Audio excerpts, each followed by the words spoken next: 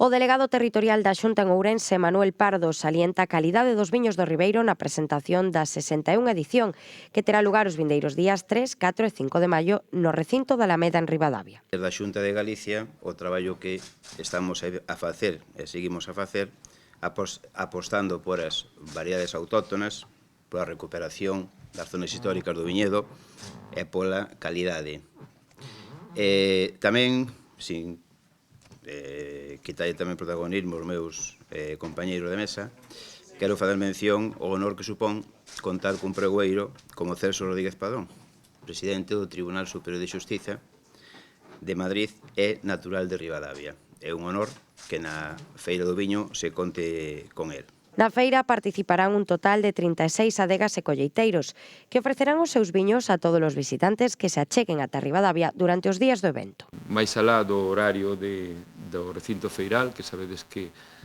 pecha ás 11 da noite, quixemos que ese espírito da feira é trasladalo a Ribadavia, o casco vello de Ribadavia, polo tanto, aínda que pecha ás 11 da noite, a festa vai a seguir durante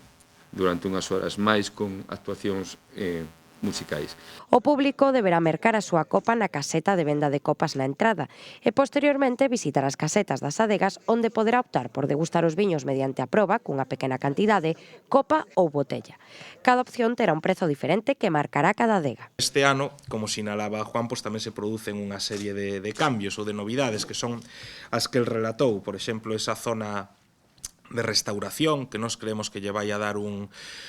valor engadido a unha feira que xa de por sí estaba a funcionar moi ben nos últimos anos, pero que nos pola experiencia que tiñamos e falando tanto con expositores como co público asistente e demais nos falaban de que podía ser unha mellora importante, por eso se decide implementar esta zona de restauración que estou seguro que funcionará moi ben e en definitiva ao final o importante desta feira, como todos e todas sabedes, pois é o viño do Ribeiro, que é ese produto que non só amosa o mellor da nosa terra metido dentro dunha botella, sino que ademais é un elemento clave para o dinamismo económico do noso territorio. Entre as principais actividades destacan os show cookings e catas comentadas con cociñeiros e sumilleres de recoñecido prestixio, o Ribeiro Bus, a cata popular, actuacións musicais en sesión nocturna tralo peche do recinto, zona infantil, botella xigante, visitas guiadas ao castelo e o Museo do Viño de Galicia.